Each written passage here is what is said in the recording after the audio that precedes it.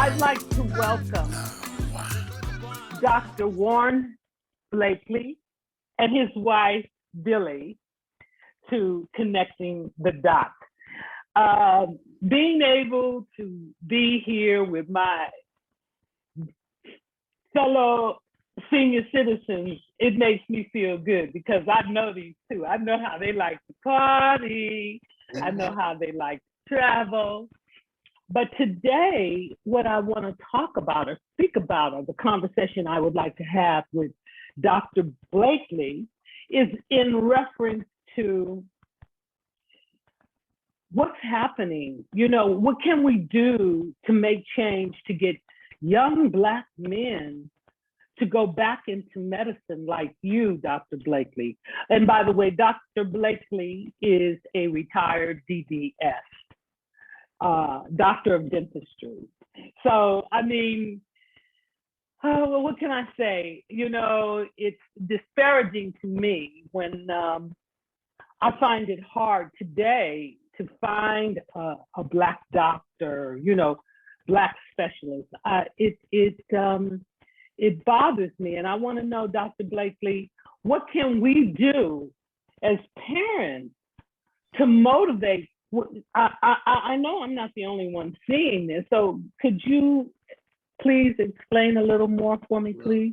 Oddly enough, I was a co-director for recruitment and retention at UC San Francisco Medical Center for the dental school. I was part of admissions and so forth, and that was the brief time of affirmative action. So we started admitting more Black students at the university, and everybody was doing fine.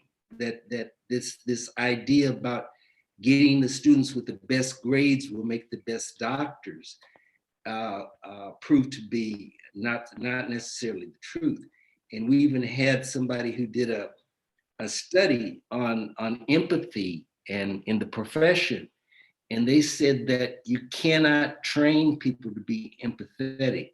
You have to go in like that. And so admitting people based on their grades and their income potential is a poor way of recruiting medical students and dental students. So, wow. So Dr. Suey, who was the chancellor at the university, at a meeting, he said, well, this has got to be almost over. It's been 5 years. So he thought 5 years was enough affirmative action to get Black people to have the level of admissions as other kinds of students. That was the attitude of the university at the time. And so, of course, we had that guy, that Black person who was against affirmative action and ran all over the country and started sabotaging affirmative action. And so here we are today. A part of it is the lack of affirmative action. Another part of it is the expense. When I went to school, when I went to UC Riverside, it cost me $75 a semester to go to college. So when it came around to dental schools, a lot more expensive, and so I would not have gotten through if I hadn't got a scholarship. And I had to show them my abilities, and so I had to stay in the top 5 for 4 years in order to finish school. And he was at Howard. So in Howard was one of the cheapest schools at the time. The whole idea about encouraging young Black men to enter medicine and dentistry. I don't know what's happening in terms of the communication. I just know about my experience in terms of the expense and that sort of business. And you know, it was a better time, but hearing your story, you know, literally, I'm fighting back tears because if the disparaging, deliberate imbalance had never been put in place, we wouldn't be having this type of conversation. I would be seeing more Black dentists, more Black doctors, more Black accountants and lawyers. I would be seeing more Right. of that. Right. So the backlash was immediate in terms of affirmative action, and of course, you know where we are in terms of this racial inequity and the systemic nature of it. So that was the demonstration way back then that they were reacting as if they've always been fair with us, and all we needed was a few more minutes and we would be caught up. So that's been the general attitude of the white community. Okay, well, if you pay attention to what is happening now with our new administration, Mm-hmm. I think it's his story repeating itself again, in that when we act ugly, oh, let's give them a lollipop and let them sit down. So a few more will come through the door. Okay, well, then they'll get a puppet, and that puppet would be another puppet to come with another form of affirmative action or a shutdown after we've opened up the door for 4 or 5 years, now we've got to close it again. Mm-hmm. This has been the control. Mm-hmm. And at the same time, while this has been the control, now I want to go into a little of our story. All right. And meaning our story with that mountain of gold that has been found in the Congo. When you go back to his story, then you will see how the Congo and the African people were mutilated. They performed genocide. They did all sorts of things. That Belgium man, I can't think of his name even, I mean, he's terrible. Oh, I think his name is Leopold. All right. What he did in the Congo. Right. Well, let me interrupt for a moment. We're getting a lot more aware of the history of what happened in Africa and what happened to Africans in this country. Mm-hmm. And of course, the whole independence thing and all of that. And to me, a magnificent book was Things Fall Apart by an African writer. Oh, Achibede. I'm probably butchering his name. He's a Nigerian man. That book kind of set things straight. So when you come in and you disrupt the culture, the language, the religions, and so on, and you have this form of administration, and then you get independence and you're using the Western European and American form of government without all the things that can make that happen properly, then you have all of this thing about corruption and this leadership gap. So the building has to begin with us. We have to stop. This writer said, no, it was the representative from the Virgin Islands, and they were questioning her about being a Republican, and she said, I'm a Malcolm X Republican, and that got me, boy. And so she was telling the truth is that reliance on integration and all that kind of stuff was just a ploy, a clown mechanism to get us off track, and we think everything's okay, and so we start partying and we don't start thinking. So we have to mount a campaign, so to speak, of getting our African American youth to see that we're not a part of that struggle, we're part of our own struggle. And so, you know what Malcolm was saying, that we have to do our own stuff. We have to create our own institutions, more or less. And so, of course, we have an opportunity with some of the Black colleges and universities to get some of our people to go there and not be disappointed that they didn't get accepted at Harvard and stuff like that. So we have to overcome that notion as well. What is a good education? So that's a part of it. I heard what you were saying about the universities, you know, how we need to support our own. Exactly.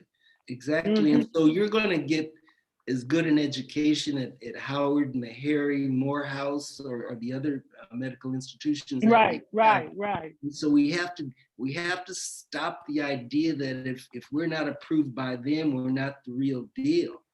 So I went through that. They even refused my application for UC Berkeley in public health because of my grades at Howard University, and I was in the top 10 the whole time I was there. So Well, they no, that's Byron. Just go on. I got you.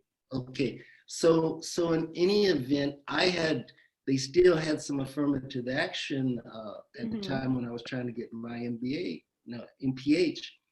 And so I went in under affirmative action in the health education field as opposed to administration and planning. They wouldn't let me into administration and planning. So I took all the courses I could in administration and planning, and they even thought I was a planning student because I took so many of their courses. But, I'm not trying to blame anybody or anything, but I thought that I might have a future in health planning, but I wasn't allowed to do that. Well, that's another form of disenfranchisement and keeping control and limitation that was deliberately done to you, and it's still being done today. Absolutely. You can change laws. You can write laws all day, but you have to change a man's heart. That man must be educated. That man must be educated with the truth. As long as there is no truth in the education, then you will never have a successful society. And in our case, Black people will not be able to come up. And see, you speak about here in America.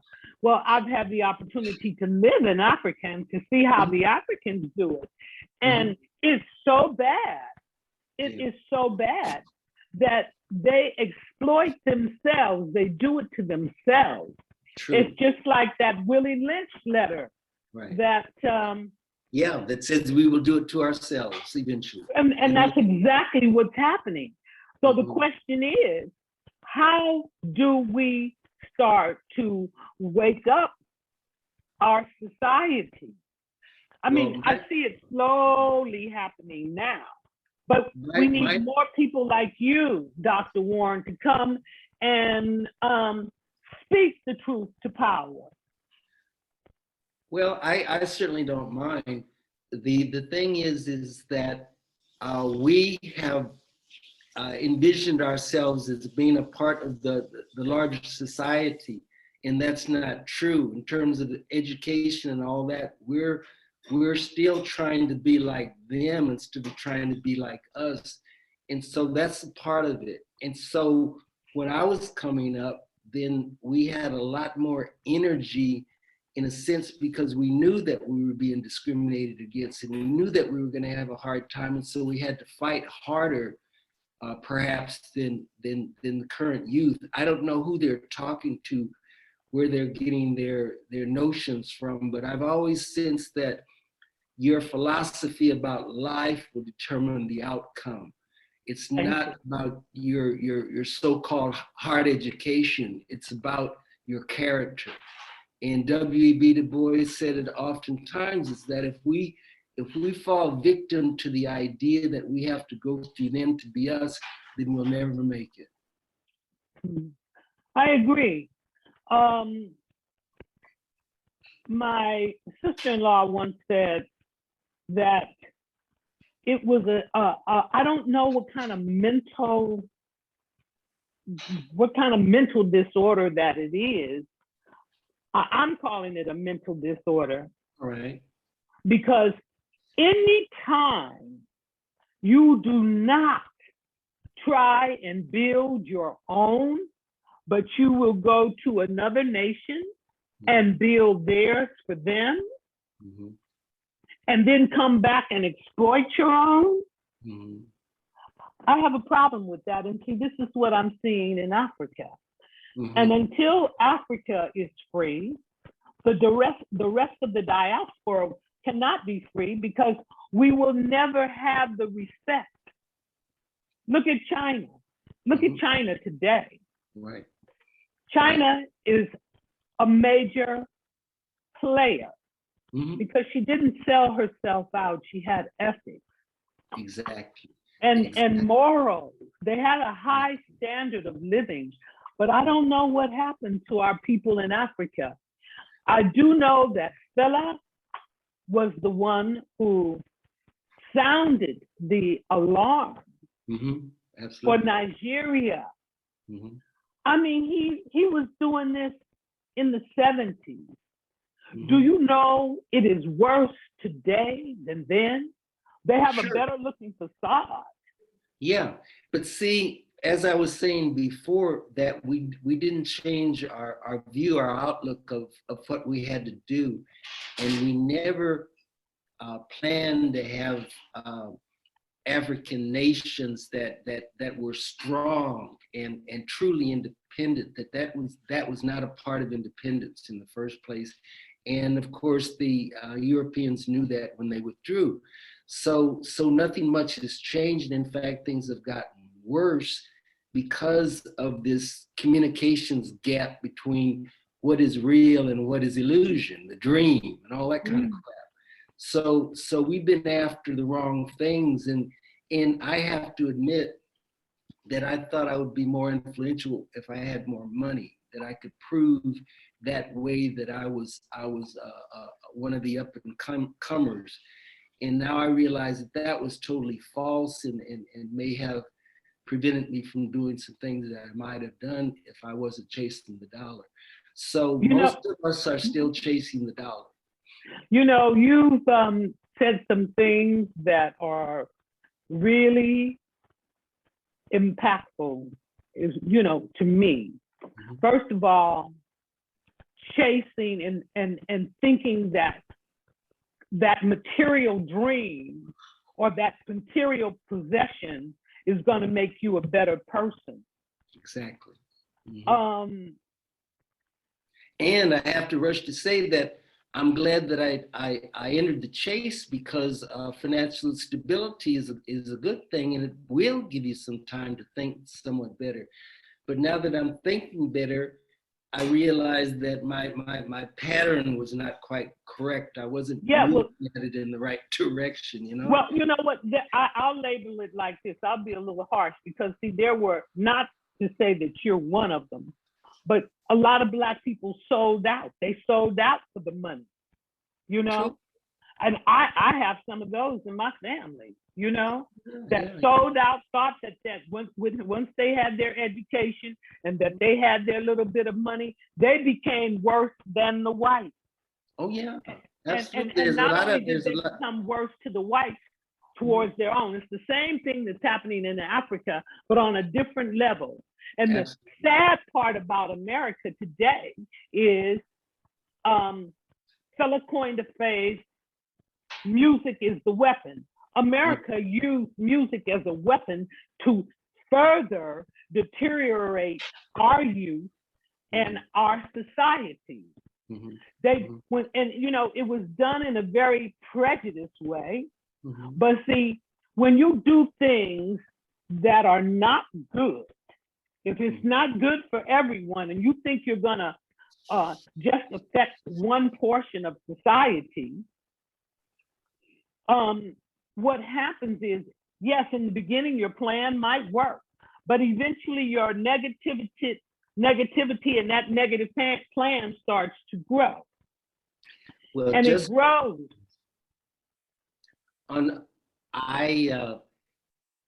Having a lot of time to think, I always end up with art being a very important thing. And of course, everyone gravitates towards the arts and everyone is involved. And so the arts, including sports, that's an entertainment business as well, that we do very well in it. But if we get the notions that doing well in it, making a lot of money at it is the objective, then then it doesn't relieve the problems of the community. So Most it's of them okay still for have us. that. Mhm. Most of them still have that attitude, Warren. And every year, you know what I saw, and I wrote about it in my book, Fella in Me, Mhm. about music is the weapon, Yeah, using music as a weapon, and what the record industry has done. yes. But see, that made me come up with something that I was telling you about my feelings about art and how Yes. I got you now, and Mm-hmm. how important art is. And I think we've had this conversation. It feels like deja vu, but in any event, um, the idea that us being there is what's the important thing. Is us being excellent at things, music, dance, sport, whatever. Ooh. It shows that we have those capabilities, but we should have known that already. And so our lack of self-identity becomes a problem, and we identify more with the music and the dance and the painting than we do with the people and what it may mean in terms of expression. So we got a lot of things going on, but we don't have it moving in the right direction. That's my sense. Well, here's the thing. Until you know yourself and love yourself, see, we don't know ourselves because we never got our story. We always got his story. Exactly. And as I was saying, in the music and the art forms that you're speaking of, the expression and the truth can be told, you know, like in my music, the music that I write and the things that I sing about, where it's about being conscious and it's about being responsible. But one of the things that, you know, and I did speak about it in my book, Fella and Me, because one of the things or one of the lessons that was given to Fella when I first met him was the importance of there being a message in the music. And that message is to uplift and educate, not tear us down. Right. But I know it was a deliberate part on the music industry when they saw that Black music in the late 60s, early 70s was the way they were writing was empowering. They had a meeting and said, we can't let this happen. We can't let this happen. So that's when the drug language, the sagging, you know, all these negative things, which goes back to using music as a weapon. Exactly. And they use music as a weapon against our people. So right now, our youth are the ones who are suffering. They think that if they get the gold chain, if they get the diamond rings, the Gucci bags, and all of these things, it's going to make them better. But that's not what makes your character better. It's what's inside. Sure. You know? But perhaps there isn't a lot of conversation going on with these rising stars and all that to let them see how they might be used rather than helping the community. So we have to get over the idea that my individual wealth is more important than the community's wealth. And when I say that, I mean Black people. You know, white people got their stuff. So, but we haven't gotten ourselves to a level to appreciate one another enough for us to actually forge a dialogue about what we're doing. No one talks about what are we doing and why are we doing it. You're a big star. You're known all over the place. You sell millions of records, and you have these great lyrics and things. But what are you really saying?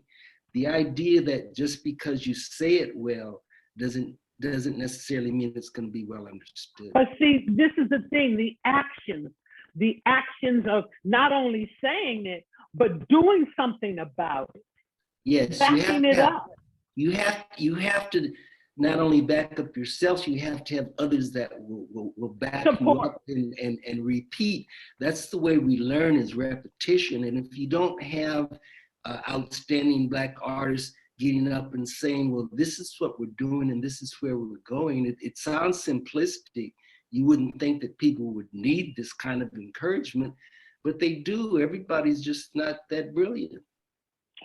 Yeah, that's what's so alarming to me, because it's so simple. I mean, this is not complex. It's not complex living. It's not complex thought. You know, wherever you are is where you start, and you build up from there. Attitude, you have to start with the right.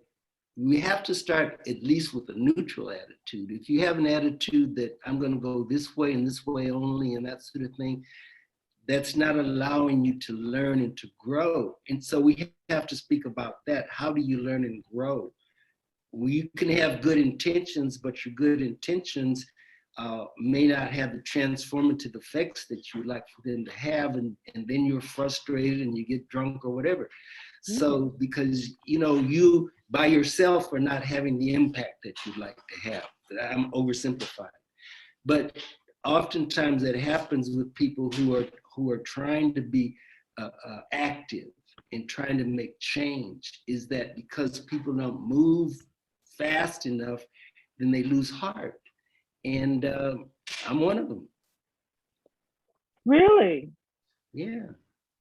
I write and all that kind of stuff, and I can't get much reception, and so it's somewhat frustrating. But in any event, I keep on growing and learning from it. And I think that's what all of us have to do, is because it's not going exactly the way you'd like it to go doesn't mean that you stop. Well, you know what? Let me tell you how I deal with that. Because, see, it's important that you do your job. You know, we all are here. We're like, when I look at the universe, I had a vision. And the vision that I had, the universe was a body. It was a massive body. Mm-hmm. And that body had shape in my vision. And the shape of the body was like a Buddha, or not necessarily a Buddha, but Akbok. I think that's what they call it, Akbok. It was in that Asian form, but inside of that body were us. And we were the cells, we were the nucleus, we were the part of the body, making the body whole. Right. And that's the vision that came to me. And that's why I believe I think that's one of the purest forms. You know, if we're so difficult about seeking truth, accepting truth. And even though that path, is like you said, it's ziggy-zaggy and lots of hills and bumps, but we must stay on the straight and narrow. I mean, it's about love, isn't it? Yeah. Well, for me, I can only speak for myself, that I have had somewhat a difficult time dealing with people's seeming inability to change according to what they're seeing around them, as that they seem to get stuck in a rut and think that rut is reality. So some of us, like yourself and myself, that are trying to see what the heck is going on, become somewhat distressed by what we see around us not happening. And what I'm beginning to think is that these roads have been walked and driven on so much that we think that that's the only road. So we're kind of stuck in this one place, rather than seeing that there are lots of different ways that we can approach this. It's not just a revolution or going along with things the way they are. That there are ways, and I used to be somewhat resistant about gradual change. now I'm seeing that that's the only way it can happen. Mm. You can have the right ideas, but to work that into the general conversation is much deeper than I ever thought it was. So I'm still working on it. Well, every day is, every day is a gift from God, our spiritual Father. That's why that day is called the present. I don't know who wrote those lines, but they make a lot of sense to me. True. And each day, what I try to make myself feel good, because it begins with me. Mm-hmm. And in making myself feel good, I'm not causing harm to others, Mm-hmm. but I'm trying to do something for change, for positive change.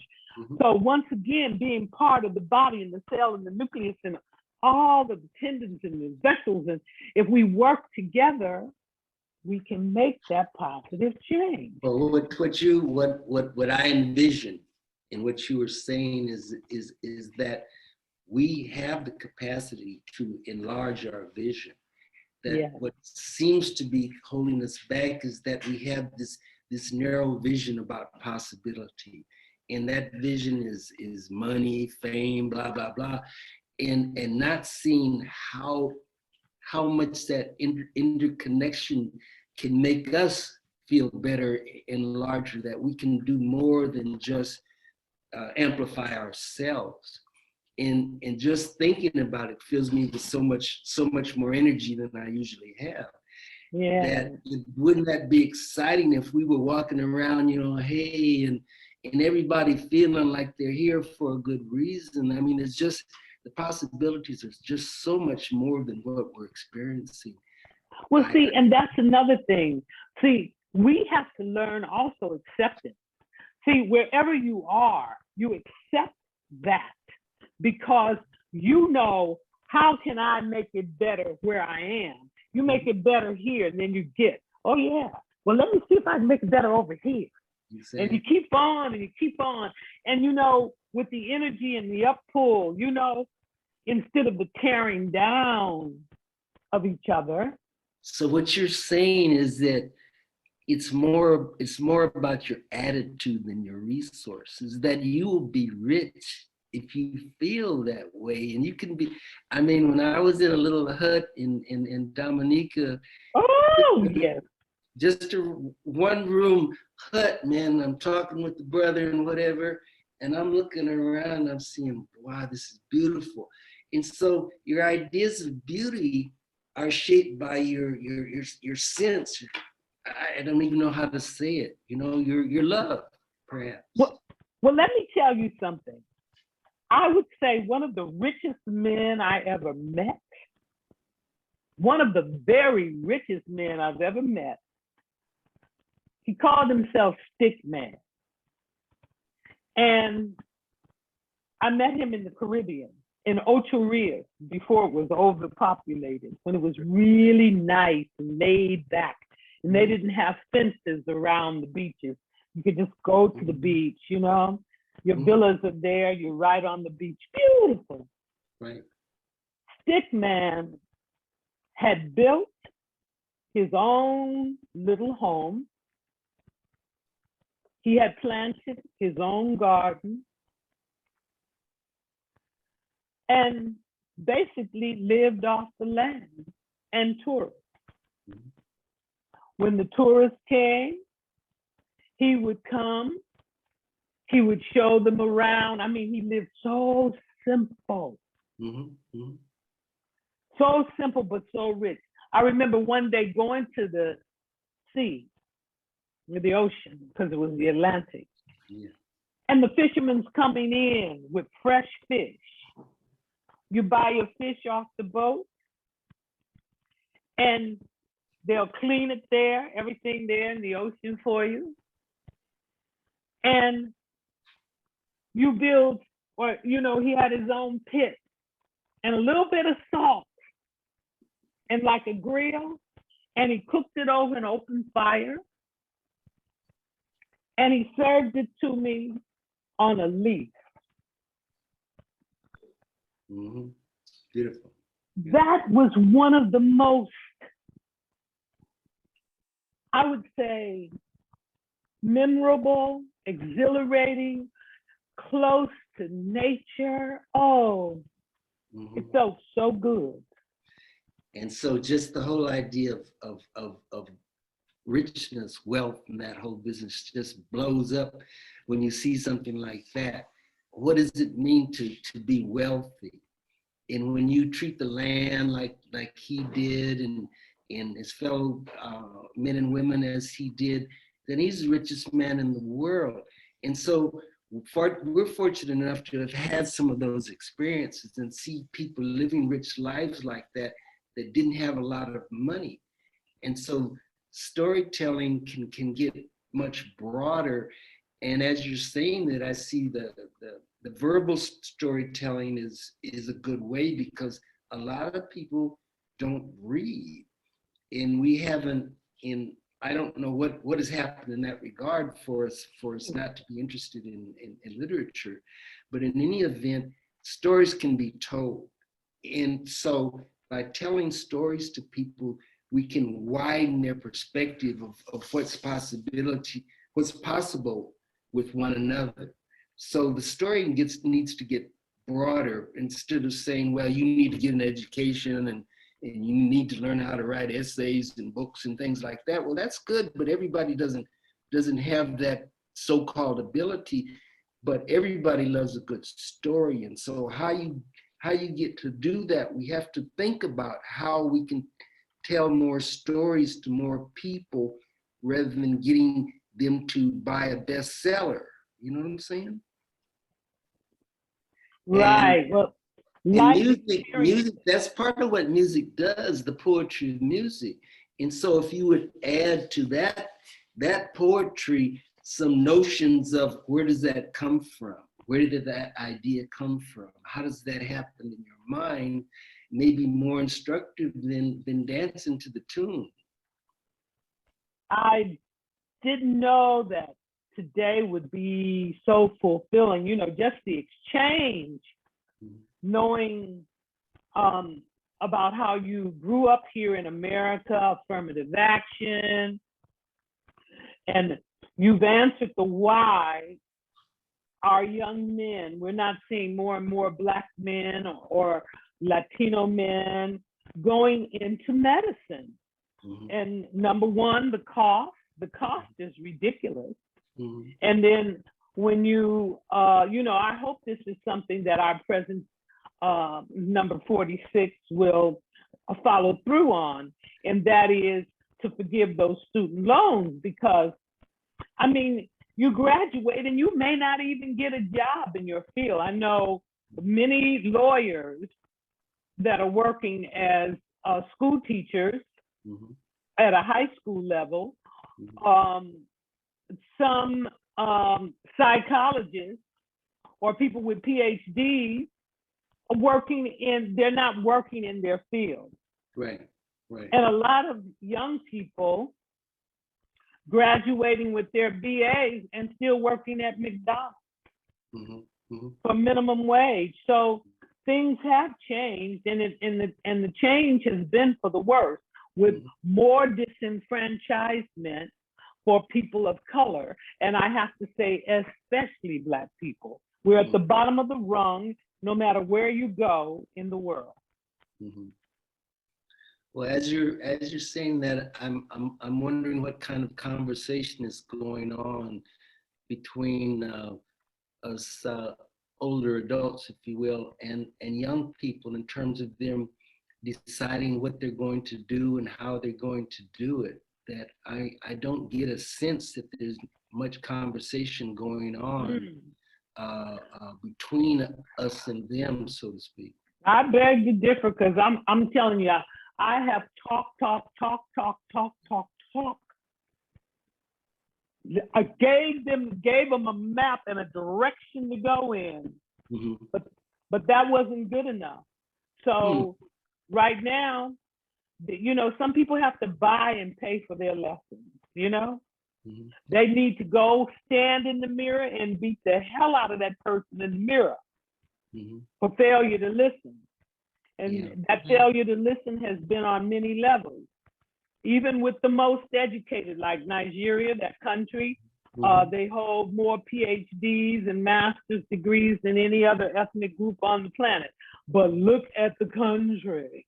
Look at what their people are going through, what their people are suffering. You know, it's sad to say, but it makes me, you know, in a sad, very sad way, but at the same time proud that my ancestors are survivors from the slave ship, that we didn't get stuck in a place where we would be the ones that would not have, I mean, you could get stuck where the knowledge don't even get to you.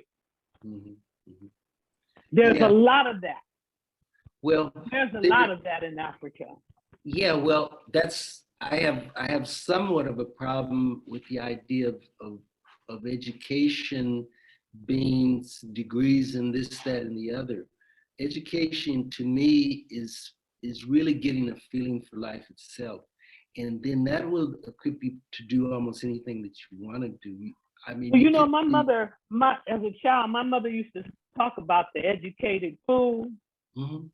If you need to see if you need to see a definition of the educated fool, open up a dictionary, and when you open it, there'll be a picture of a Nigerian there with a PhD smiling. Exactly. So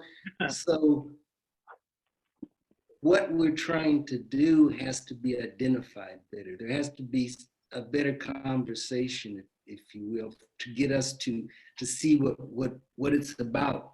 And if it's always about how you're going to make the most money and it can't be like that. This car and all that you have to do something different than that. And so getting an education to me is not how many, you know, D's and B's and stuff after your name. That does not teach you integrity. That doesn't make you educated. No. Education, getting A's, B's, C's, and D's and papers behind your name does not make you an intelligent person.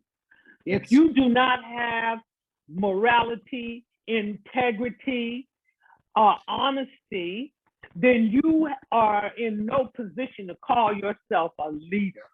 Right. That is not, leaders have quality, you know? But perhaps, I don't know how many conversations that you have with young people. I have very few. So perhaps there's a need for people who have been in the process, have gone through some of these things, to be able to talk to younger people and get them to see that there's more to life than fame and fortune. I mean, that sounds simplistic, but you know, that's my sense of philosophy, that we've kind of lost touch with philosophy. You know what? I just thought of something because right now I can see you as a guest speaker in the Zoom classes. These kids can't be in a classroom due to COVID. Someone like you coming in, they need a guest speaker every week. You know, they need a guest speaker in their schools to educate them, because when I say educate, I'm talking about educate the students about their story, our story. Right. Once that's done and that pride is reinstilled, then the integrity and all those other things that need to come forth can come. But as long as they're constantly being lied to, we can't expect any change. That's true. That's very true. That's very true. And how we determine who talks to us is a part of the deal.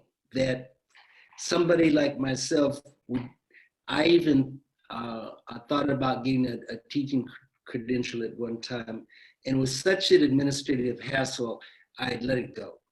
No, wait a minute. You don't need credentials to be a guest speaker. No, I'm talking about my thoughts about what I might do in terms of talking to people about some of these issues.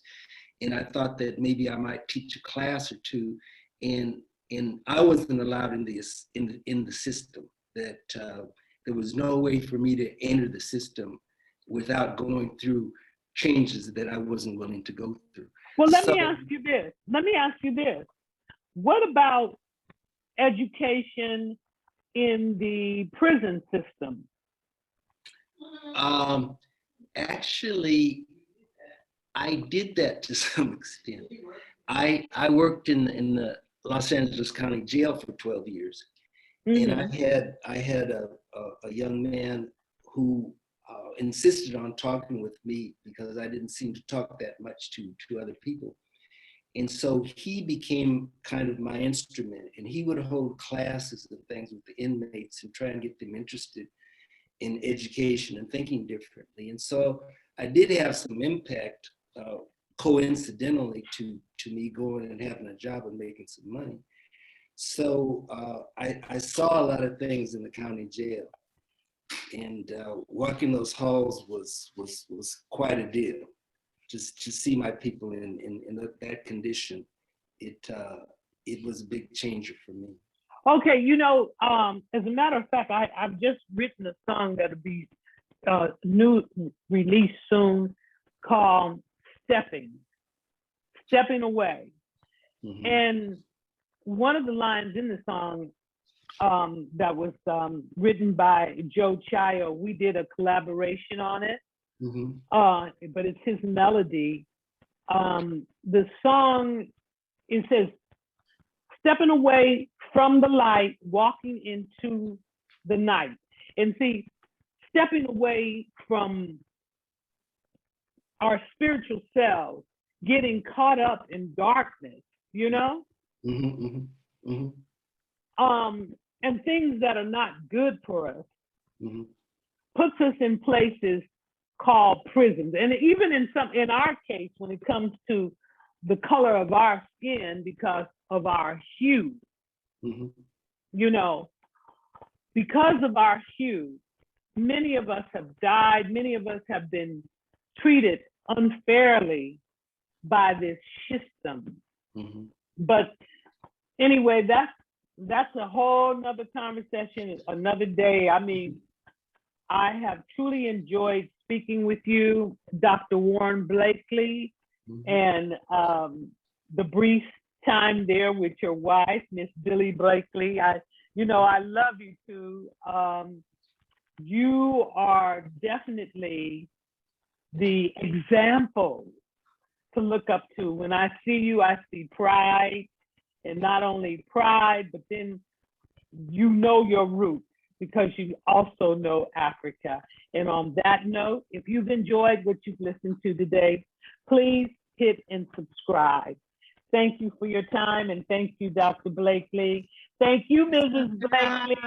It was so much fun listening to you guys. I enjoyed speaking to your husband. Have a great day. You too. All right. Take care.